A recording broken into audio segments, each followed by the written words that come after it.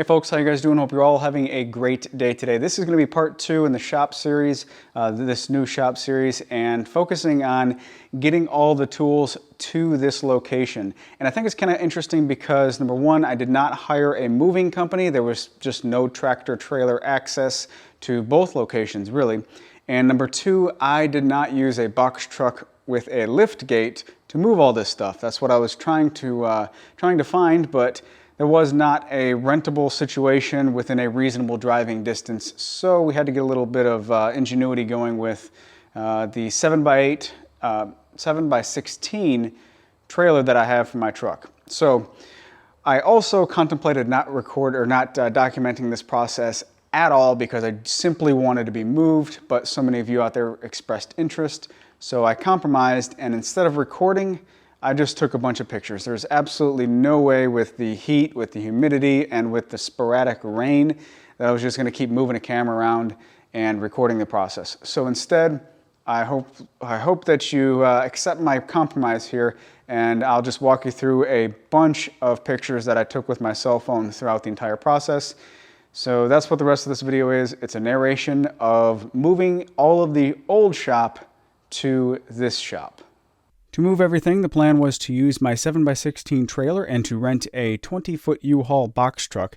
We were pleasantly surprised that both the trailer gate and the box truck loading ramp were able to rest on our front porch, and that just made loading all the house stuff, including all of my office, extremely easy, no steps to deal with.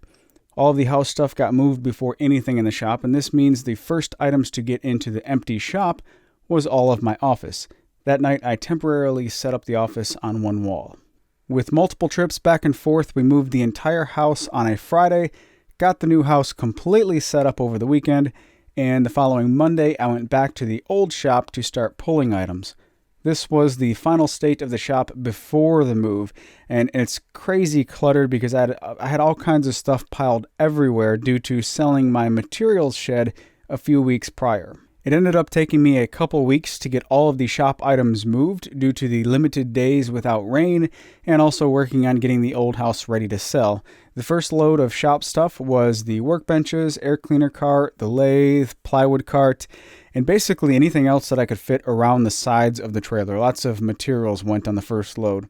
And as you will see in some of the pictures, my friend Jeremy helped a lot with this move. There's no way I could have done all of this on my own.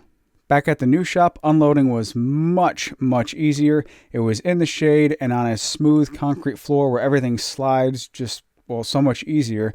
And at this point, I didn't have much of a plan for organizing before setting up, so I just tried to kind of pile everything in the middle. After a day or two of actually thinking about moving all the small items in the shop, I decided on using old 55-gallon barrels instead of boxes or totes, to pack everything in. Now, the advantage of using this or these is that they can hold a lot more weight without, say, breaking or crushing boxes, and they can all be moved very easily with a two-wheel dolly, which is a lot easier on my back than, say, picking up a lot of boxes here and there. Now, I know you can stack boxes, but with a lot of weight, you can't stack them that high.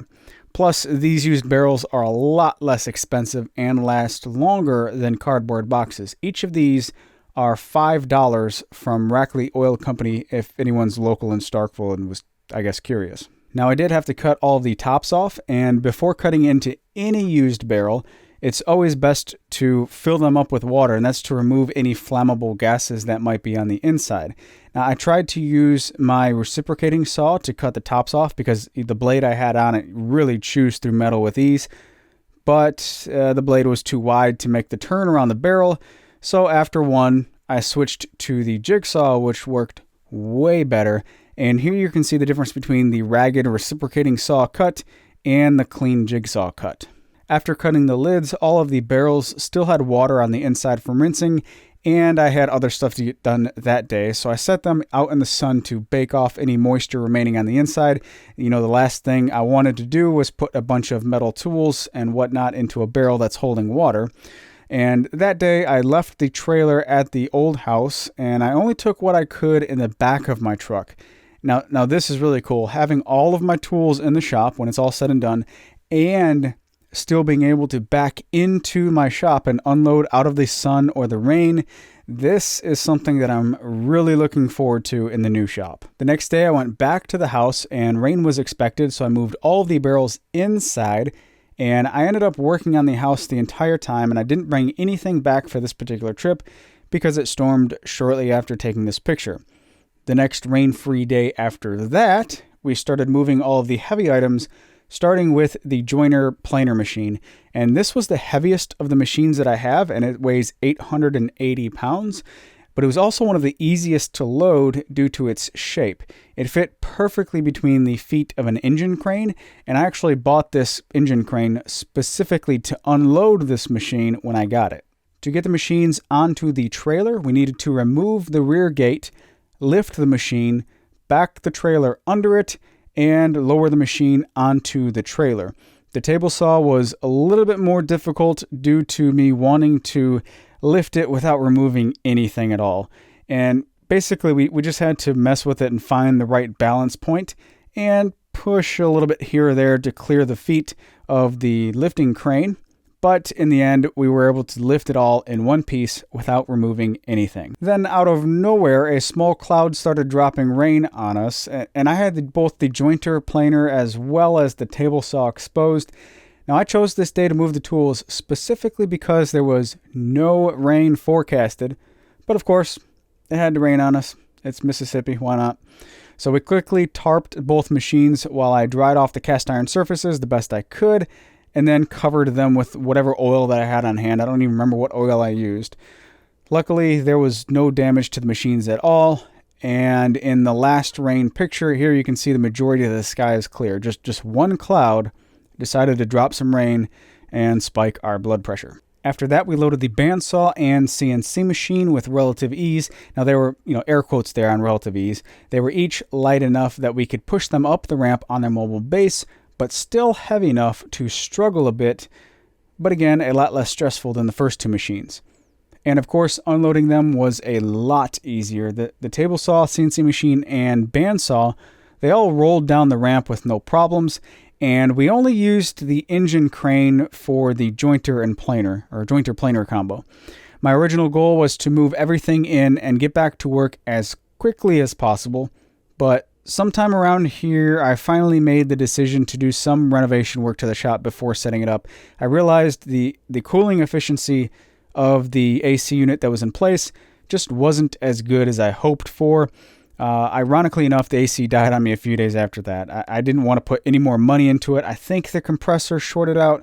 So my plan was just all along to switch to a mini split system. But that plan basically just got bumped up a little bit on the priority list. Back at the old shop, this was the starting point for the second to last day of shop moving. Stuff scattered everywhere, and the miter saw station still assembled. Luckily, the majority of all of this work, all of this packing, could be done with the door shut and the AC running. All of my hand tools were the only items that were completely off limits for the metal barrels, so I filled up the hand tool tote that I made. I guess I made this in the beginning of 2016, and the rest of the hand tool items, they all got wrapped in paper and packed neatly into a cardboard box. The game plan for the barrels was to cram in anything and everything that could fit, making sure, of course, to put the more rigid items on the bottom. And I'd say the idea of using these barrels, it was a huge success, as I could get so much stuff packed into each one. I didn't get many more pictures that day, as I mainly tried to get as much as I could packed, loaded, and unloaded before, once again, more rain. The final day of moving was a pretty long day, actually. We started with breaking down the miter saw station. All of the drawers were loaded onto the trailer, and then the cabinets, they could be unscrewed from each other. Now, this station was the topic of a lot of comments and questions about this move. Was I going to take it with me, or was I going to build a new one? How difficult would it be to move if I decided to move this one?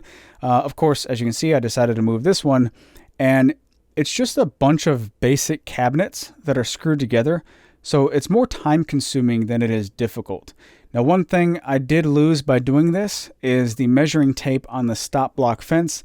It will need to be replaced because I did have screws located underneath it. Later that day, my friend Brandon from Maddox Woodworking came by to help with taking down the LED lights and the dust collector. While Brandon and Jeremy worked on the lights, I removed all of the small tool holders on the hand tool wall and removed it from the actual wall of the shop. And I'm not 100% sure if I'll put this back up in the next shop. A hand tool wall it's really convenient as far as like grab and go type stuff. And it looks really good on camera. But I think I can reduce the amount of surface rust buildup on my hand tools by keeping them in a cabinet or a toolbox of some kind. I'm still undecided on this. Finally, the three of us tackled the dust collector and piping. Now, not all of this system will be used in the new shop. In fact, the only items that I'm actually keeping from this dust collection setup are the motor, the impeller, and the electrical box. Everything else, including the piping, blast gates, and all that stuff, it's all going to Brandon to use in his shop. I'll be repurposing these parts in one of Clearview's new EF5 metal cyclones with metal ducting in the new shop. This is where we called it quits for the day. I was hoping to get it all, but we not only ran out of gas physically ourselves, but we also ran out of room on the trailer. That was a really, really long day. To start the second final day of moving, I pulled our refrigerator from the kitchen. Now, the new homeowners, they did not negotiate this in the sale of the house, so it will be the first welcomed tool addition to the new shop. The end of the two-car garage shop was this pile of trash to sweep up. As I'm writing and reading this narration, it's a little bit bittersweet leaving this space, but I'm really excited about the future. Someone on Instagram said that there's a lot of history on that concrete, and I could not agree more. I can remember so much just from looking at the floor. Also, a lot of people thought that I got rid of my conduit lumber rack when I installed the dust collector in here, and actually I didn't. I just moved some of it behind the miter saw station, and barely anybody noticed. So those were up there for a very long time. I put some of the conduit pieces back in place for the next owner to use as a shelf, and of course the high wall storage shelves were left in place on the back wall and above the garage door. So that's it for the two-car garage shop chapter of my life, which sounds kind of weird to say. And next we will continue the start of the 30 by 40 shop series. So stay tuned, and I'll talk to you in the next video.